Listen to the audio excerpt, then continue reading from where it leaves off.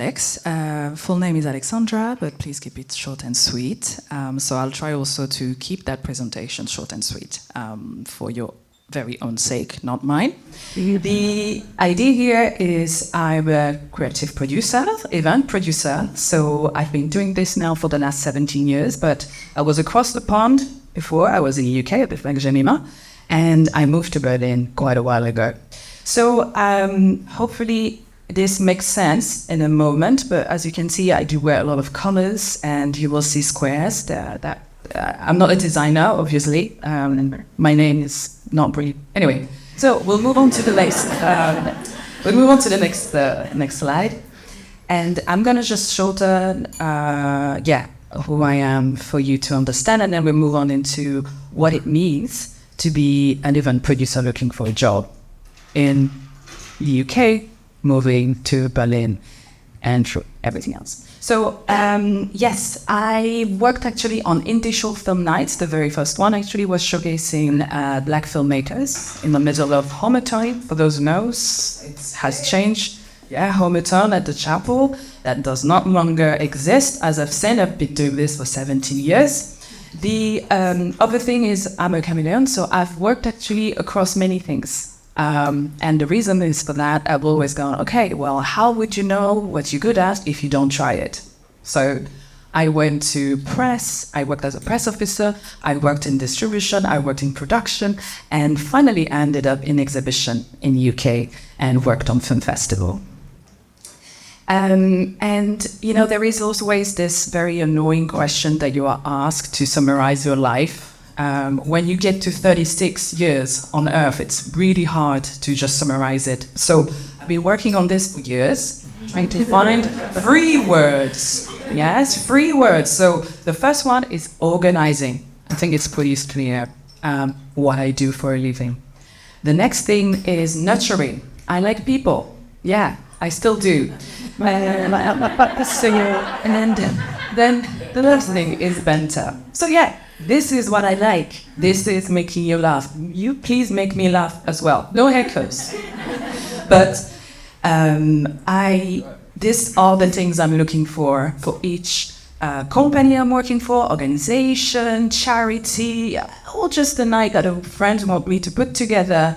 I want to organize. I want to nurture, bring people forward, a bit like what Jenny is doing tonight, and then have fun. Otherwise, I'm not interested. So just because telling people what I do, my CV, I've kept it actually short, Jemima. It's only 2 pages long, but yes, when I was in the UK, it was 6. I go to just doing this for you, but we, you know, as I was saying before, if you know the song, feel free to sing it, but this is the reference here, so there'll be a few popped in there. But this is just my sort of a parcours, as we say in French. So it started with short film nights, working for Vertigo magazine, a long-lasting film publishing, and then very quickly I started to work in management, so site management and personnel management. And then one day, one day I moved to Berlin. So as I landed here, in the summer of 2016, there were a lot of questions. And the first question that you get, and if you are international, you should always be answering this: I want to live. This is the only place in the world that I know of right now where you can live and not survive. This maybe Leipzig is the next one, but they have not been there yet. So no, okay, and they say no. So maybe Berlin, but it is a hub. It is a hub, of course. The definition of hub has changed from artistry, creatives, to startup, development, UX, and all those things that I do not know anything about. So as there was one thing with the global citizen tag, if you are from the diaspora, it's very hard to understand and to describe the feeling of belonging. So and I think most of us are, is you are affected by anything that's happening around the world. Whether you like it or not, you have absolutely no choice. You're going to read the news on a story in the middle of Zanzibar, as you might actually just watch a very wholesome video of a giraffe in Zanzibar. So this, sorry, I said Zanzibar twice, but that was actually in Kenya. So then the other thing that people going now into deeper into the actual creative recruitment process, but here I'm just explaining what kind of, let's say, the main tags are for me. So the Commonwealth. The Commonwealth here is not to do with the king, sorry. The idea is you are looking at the expertise and the skill sets that you have. And those skill sets can be, implemented wherever you live. So for me, it was very simple. I worked in management. I worked in film. There is the expertise of the film industry. But then I can also take this event skeleton because I know how to build it and then apply it to completely different things. That can be from solar energy trade show to creative and activation in the middle of God knows where. Often there is this, you have also mainland Europe. I think for the UK now it's even more important. But as I'm French, you probably heard it now, so it's that's my accent coming across.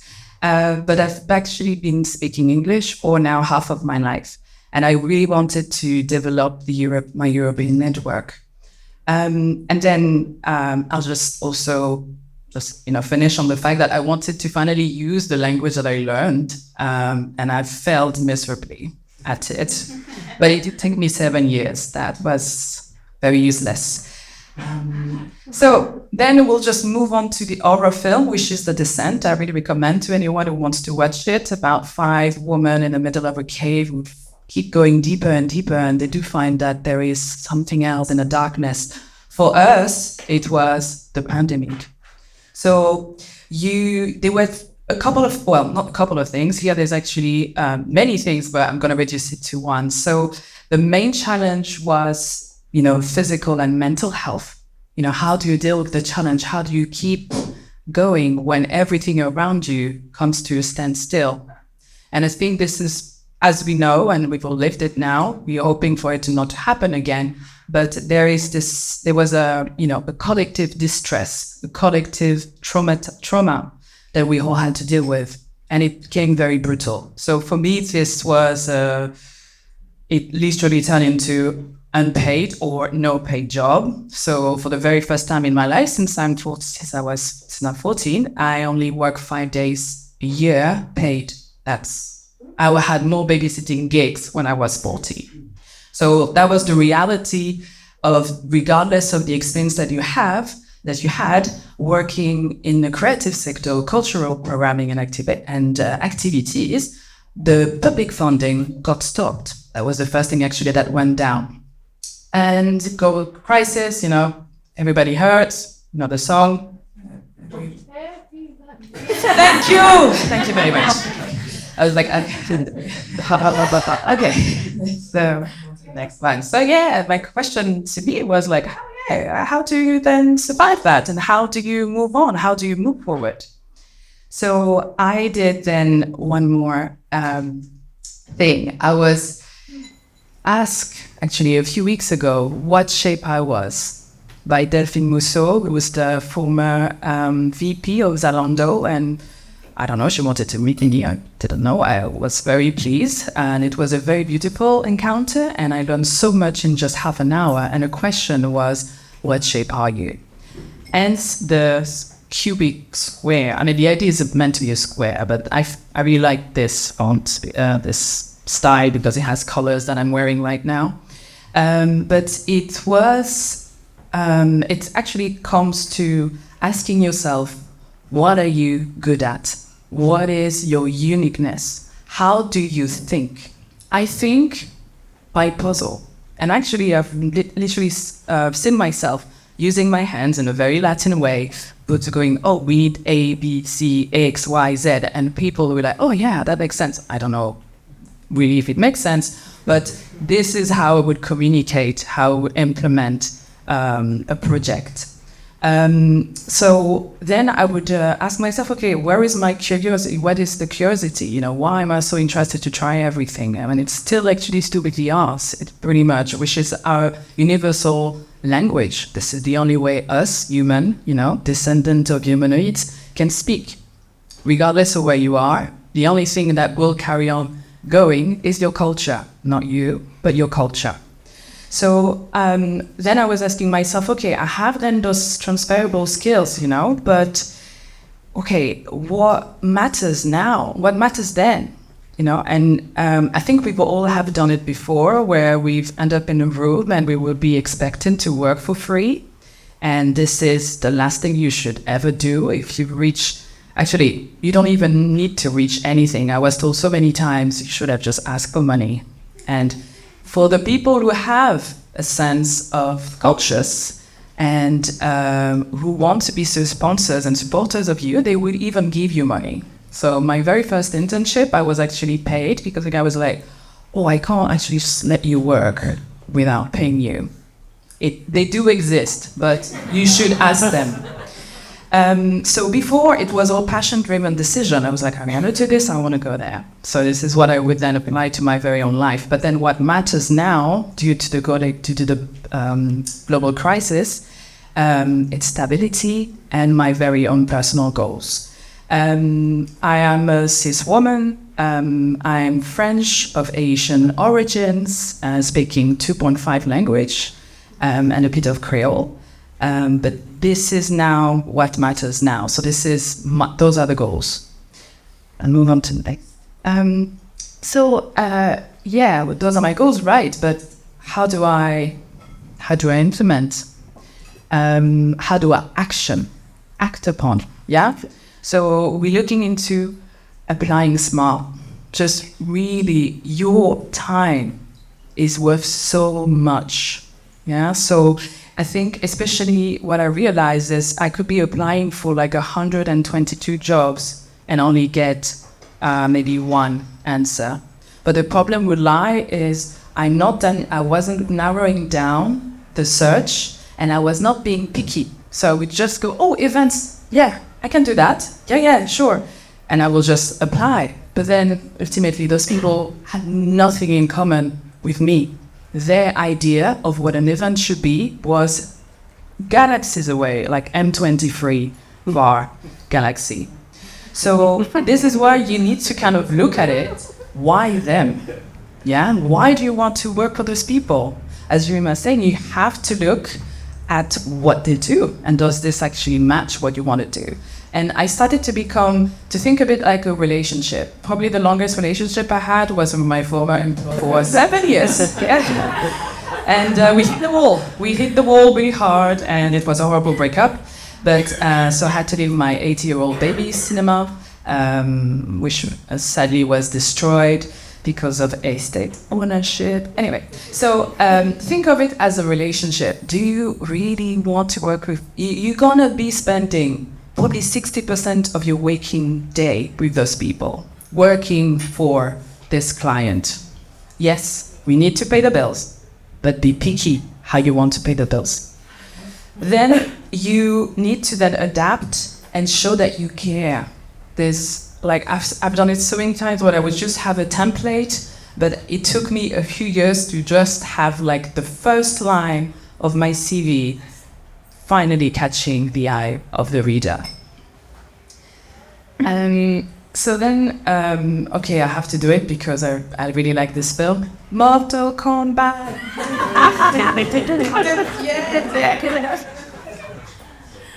So yeah, those are my mortal enemies. So the rise of the HR bots, it's a real thing. There are now a few, there's this discussion at the recruitment sphere where they do say, oh no, it was all, it wasn't true. But 2020, people were extremely scared of those HR bots and actually discussing how they were to be used in the recruitment process. Often at the very first stage, you need to, this is when they come into play. And what they look at are the keywords on your CV. If the keywords in your CV or portfolio does not show, do not match the one in the job description, your CV will be dismissed.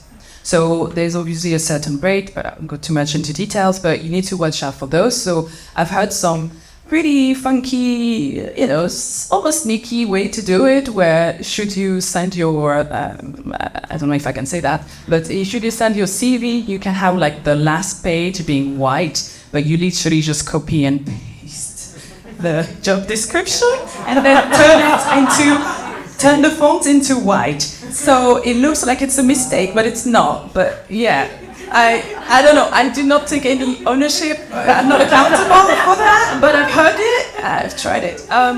So then this is what you could maybe try, But this sort of information, we will see a bit later on where they come from and what kind of work you need to do, or that's really super worthwhile for you to do to get this sort of info. All right, so we all know what that meant, but ultimately even the World Economic Forum had an article actually, and the UNESCO was also advocating for help for actual funds to be directed to the creative sector, because after 2020 they realized that not only, there's a lot of us, but it's actually, we make up for 6.7% of the active world around the globe, and we impact the GDPR, I'm always lost with the different addition, thank you, GSP, by 3.2%. So the loss of 10 million jobs impacted the world. It impacted your life, but you are also part of, as I mentioned before, a global citizen. And regardless of what you do, there's, it's two-way street. Then my next enemy is me. So this is where you need to do the work yourself. We're all different. I'm very different. Well, I'm just different. But you have the very common imposter syndrome.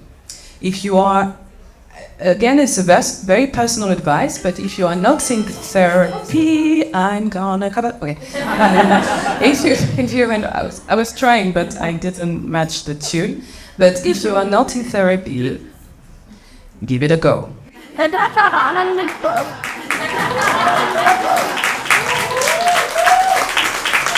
Because yes, this is probably going to be the biggest investment that you will do.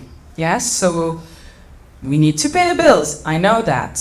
We all know that. But your health, when your health is gone, there won't be anyone else to pay the bill. So you need to think about your priorities. And I think, for me, having going through therapy and getting coaches helping was extremely beneficial. Okay, so I was talking about the outside world. We talk about the 10 million job loss. That was in just a year, just 10 millions all around the globe. I'm gonna go to what it means to be, for example, on LinkedIn. This is the number. This is actually the source was for the 30th of January this year. This is 90 CVs being submitted per second. Yeah. So it is extremely active, but this is the concurrence. This is the competition here. For us, cis women or people identifying as women, there is a clear wage gap, especially in the creative event producing. I will always be offered something around between 6 to 10% less than my colleague. But God knows I can do the work. So whenever you are moving into negotiation, always add that 6%. Now that's my role. Whatever they offer me, I'll just bump it up, for sure. On to the next. Which would be, okay. This is how we do it. How is this how we do it? Alright, so this is how we do it. This is what I thought was super useful and I would advise anyone to do, is to look into the SCARF assessment regardless of your work stages, whether you're a manager or an assistant. Look at what actually drives you. Maybe I don't know if we can click on the link. No, there is. Sorry, going back to the checkout. Check now. Cool. So what it is, it's giving you an idea of 5 different drives. Oh, maybe it's on another screen. Okay, maybe you can just look it up yourself, but it's called SCARF assessment. And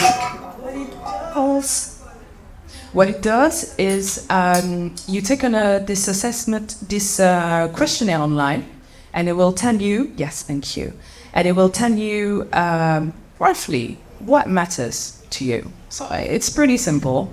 Of course, you are here exchanging your personal data, so you know it's for you to make that call and mine. But me, for example, I realized that among all the different drives, what matters to me is relatedness. So the more I feel connected to people, this is what matters to me. Not status, not financial gain, not power. Although sometimes I do power trip it.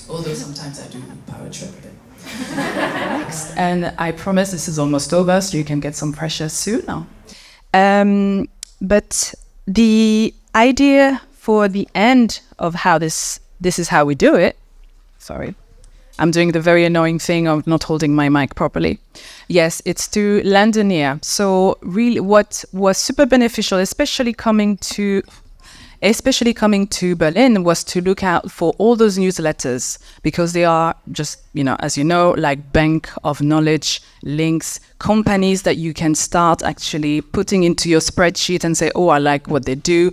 I'm happy to see them 8 hours of the day for the next 7 years or, 1 year. Then go fishing for relevant podcasts. I think there's a lot of noise. There's too much of it, but you can find something, it's for you to find the voice that you are ready to listen to for the next 2 hours. But if you want to find out it's always super useful to listen to someone else's story, a bit like what you're doing now. So I hope it is useful for you later. And then the last thing, do not look at that, find your virtual coach. So a virtual coach might just be a YouTuber, or a professional who has some material, free material on their website, and you just listen to it. I've heard some amazing tips that I've tried many times, and every time it would get me into the room. I'll give you a quick example. It's called the STAR method. STAR method actually stands for, oh my gosh. Okay, sorry, I've just got a massive blank. STAR method. The STAR method. Yes, scenario, task, action, results. Thank you, Atina. Yes. Give it up for her. She's amazing. I'm destroying everything. Okay, so if you apply this method to your interview preparation, what you need to do, the way to do it is you look into the description. Pick up like one area. Is it to do with finance? Is it to do with design? Is it to do with bookkeeping? Whatever it may be, or HR, and then select that tagline, so to say, and then respond to it using this method. What did I do? Okay, what was the task? What was the environment? What was the task? And then what did I do? And what was the result? Most of the time, the person sitting in front of you, the first part, they'd probably be zoning out, but they would want to hear the result. And result has to be extremely clear and specific. Go for numbers. Okay, I bumped it. This event, thanks to me, we actually reached 30% more in terms of capacity because I had to go outside and just give out flyers in the middle of the street. Whatever you're doing, then put those numbers in. It's super useful. And then this is the truth. Your network is your net worth. I mean, she's the proof. She's right there. So you need to connect. Connecting is Not my most natural, like you probably have heard it before, but they are like different shapes. So I mentioned before the squares, you know, so putting things into boxes, making sure it makes sense as part of the puzzle. But you have the connectors. You have also the actors, the one taking the executive decision. The connectors often are seen as triangle. You know, someone might say, okay, I just link people. This is what I do. And then you might have someone who's like, yeah, I'm actually, I just push the button. That's the person who's going to take the decision. So maybe just have a think and see what's your shape? What's your shape? And then make sure that when you connect, whoops, that was okay. Well, that's fine. We'll move into that. No, it's good. We'll move into that and then you apply it to how you connect because your net worth will be your network. And I'm not kidding, but most of my managers are now my best friend. So over the last few years, there's quite a few managers I had, and I still know them to this day. But what it means in terms then of capital, of financial gain, let's put it that way, is, for example, I'm being called back. I didn't plan to, but I'm being called back to work at the European Film Academy. Am I going to do it? Absolutely, because they are great people. And this is what matters to me, is relatedness. Then look for your source of intellectual and life capital. I want to use capital because often, especially in the creative and art world, we are always meant to see things as like, oh, it's so glamorous, it's amazing. But think hard what it really means to know the things that you know, because that's your uniqueness. That's what's going to make the difference. Oh, okay, you know about this particular artist? Amazing. Please tell me more. Etc., etc. So this is why I call intellectual capital, and life capital is the experiences that you've had. So I really recommend going on to Get Hired. I actually landed on this newsletter and podcast on LinkedIn that's managed by and run by Andrew Seaman. It's posted every week, and they talk about various topics, but it will be from the perspective of the recruiter or perspective of the job seeker, and they're giving you all the tips. So like the HR bot, this is where I got it. I was like, what? Okay, let's keep up with that. And they have an amazing podcast as well, where they invite various recruiters explaining their work, or career coach, how they actually do and what they tend to advise people. Then I move on to YouTube because I don't have much money. So this is where my career coach is, Cass Thompson. She's given me the STAR method that I've applied, and one question that has landed me 3 interviews out of 4. What I mean by that is I would be then offered an interview, a second interview, before the first interview has ended. If you want the question, I can give it to you. But it's super useful, but I really recommend that you go and check a compilation. Then secure the seat if you want something a bit more interactive. This is also like from a black woman, a black African American perspective. It's Minda Hart. She has actually a book club, and I found a lot of solace actually listening to her work, and especially the guests that she would bring in. They'll be from charity or personal, footballers even, or just simply advocates for DE&I. Super, really interesting. And then your network. Okay, this is me. This is me when I was 9, sorry, not 9, 10 months old. It's hot in here, it's hot.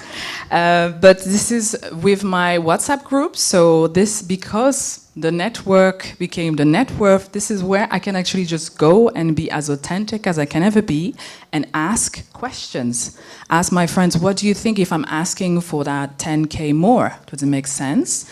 And they will come back to me, yeah, and this is why you would do it. So you do need the support, but also it's not really an echo chamber, but you need someone to do a bit of the skill sets for you if you are getting stuck. And ultimately, they're your friends. So your friends sometimes are far better than your partner because they will tell you when you mess up. They will tell you. There's no filter. So this is what I would always advise. But do the work and find your very own source of intellectual and life capital. And then there's some useful link here, but again, we probably won't go into the links because I'm a bit scared it might not show up. But if you look into Woholo, that's a great newsletter for Berlin. They have a lot of creative work. It ranges from HR to fashion, and they do also freelance work. And also you can find like co-working space or someone to go and watch a film with. Super cool. And then Quietly Visible is actually a podcast that I listened to for, it's focusing on women in leadership. So woman leadership, but coming from the introvert perspective. I think I'm in between both. I can be extra, but I can be also very quiet depending on which room I'm in. So it really depends. But super interesting. It's in English as well. This is, the CV doctor is Ayekoo, Ayekoo. And this is actually a free service that you can get should you be looking for a job or not. And they look at your CV. They can also help you with, career advice and so on. But if you need a CV doctor, this is probably the place to go to. You can also get a reference from the job center and ask and get the services for free. So that's a good one. And then I would say it's always super useful to do your very own homework. Yeah, so nobody's going to do it for you. Now I think we're old enough to know that you need to keep on top of your things. So stay on top, look out for your skills. I do this with the management center, where I could get like free advice on how to manage teams, it'd be like from various perspectives, managers to managers, managers to clients, etc., etc. And you can find like some free advice as well. And most importantly, stay sane. There's this beautiful website called It's Complicated. And It's Complicated is actually accessible wherever you are in the world. And the therapists as well are wherever in the world. Like really, Israel, you can get a French-speaking therapist there for 60 euros. So it's a really good place to go if you just need to speak and get someone who might have as well like coach, career coach skills. And now, finally, I can unwind. So this is the end. But yes, it's becoming more and more. I mean, it's super. It's the reality. We're not robots. We're humans. We're not meant to do what we're doing right now. We should just all be just harvesting and preparing for the winter. So there is. That's the truth. So you need to unwind. There is no greater poison than coming home and still thinking about your budget. There's no greater poison than coming home and still thinking about what your clients say to your face, or being mean or whatever. So unwind, that might be boxing, like that's what I do, but that might be just you going out, standing up, doing some breathing exercise, but you need to find a way to unwind for sure. So find what works for you. And then I'm going to come to the end, and yeah, this is it. And then there's, one more.